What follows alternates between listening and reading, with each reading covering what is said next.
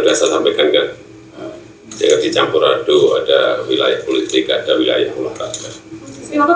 Sebelumnya, Ganjar Pranowo dan Iwayan Koster menolak kehadiran timnas Israel.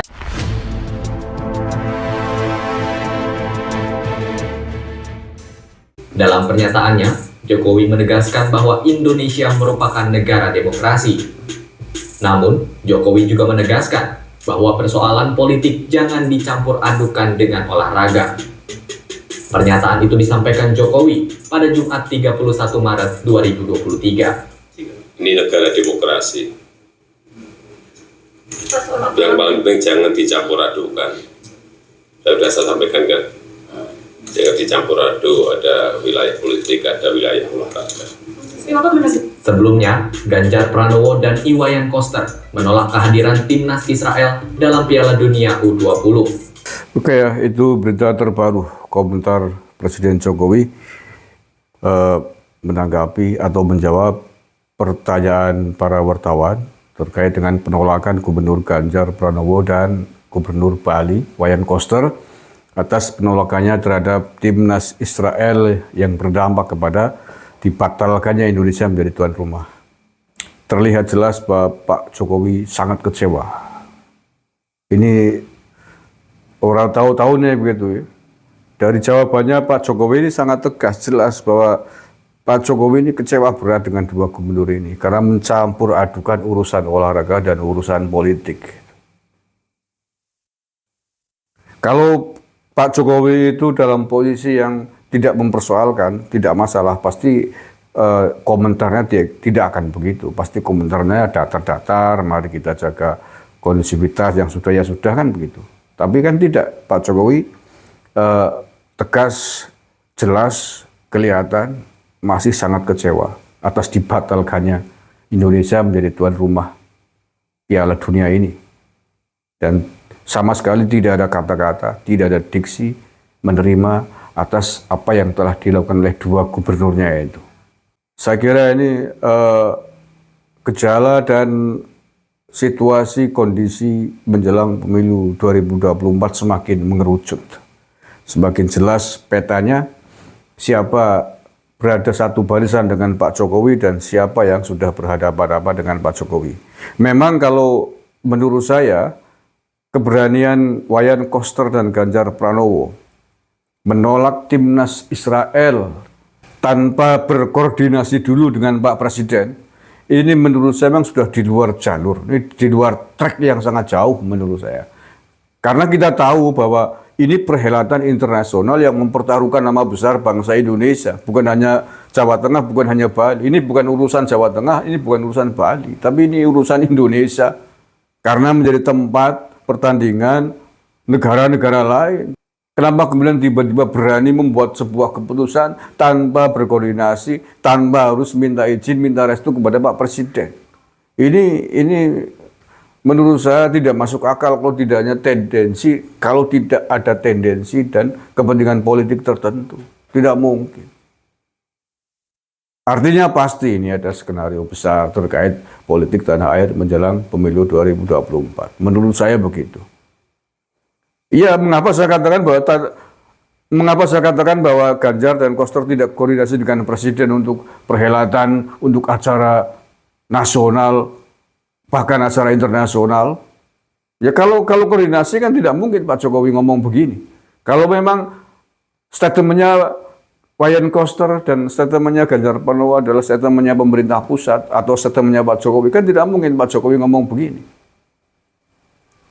Ini memang luar biasa nih, di luar nalar ini. Kepentingan nasional, mempertaruhkan nama bangsa dan negara, mempertaruhkan nama presiden, tapi tiba-tiba gubernur berani berstatement. Ini menurut saya bahkan sudah levelnya nggak ada bedanya dengan Anies Baswedan beberapa waktu lalu yang sering berseberangan dengan Pak Jokowi. Ini tidak hanya berseberangan, ini sudah melangkahi kebijakan presiden. Presiden aja tidak pernah ngomong begitu. Presiden aja tidak pernah mengeluarkan statement menolak timnas Israel.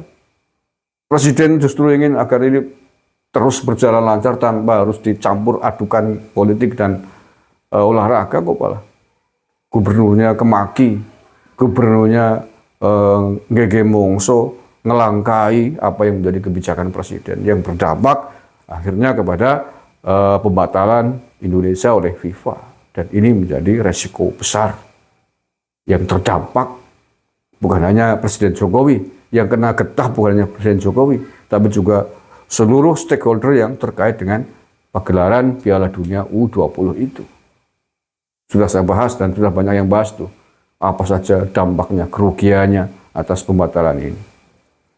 Tapi terakhir sudah menjadi bubur nasi itu, siapapun yang telah membuat keputusan, membuat statement, membuat pernyataan sehingga FIFA memberikan sanksi mencoret timnas Indonesia tidak ikut bertanding dan membatalkan Indonesia dari tempat tuan rumah Pildun ini, semuanya akan beresiko secara politik karena mereka sudah menjual dengan tawaran politik.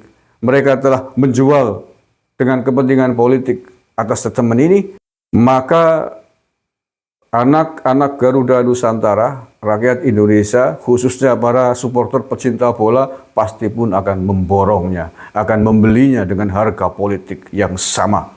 Bahkan mungkin dengan harga yang pahit pada pemilu 2024 nanti. Saya pastikan para supporter bola, para pecinta bola tidak akan memilih partai yang telah membuat mereka bersedih akibat dibatalkannya pertandingan Piala Dunia U20 di Indonesia ini. Assalamualaikum warahmatullahi wabarakatuh.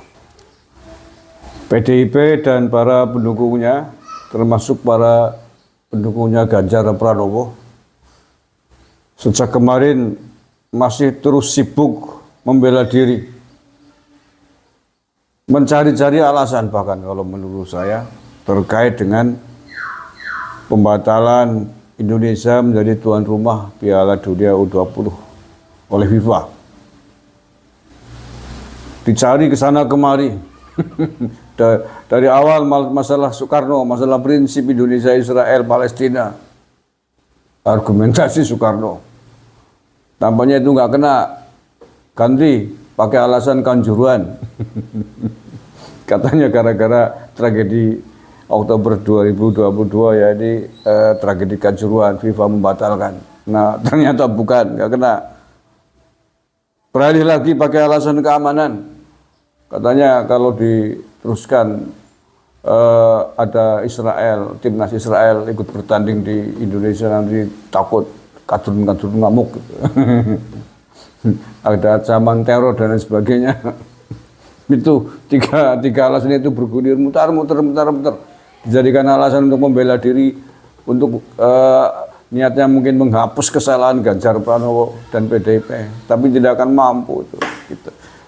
Netizen Indonesia kita sudah terlalu cerdas dan terlalu gamblang untuk melihat hal ini.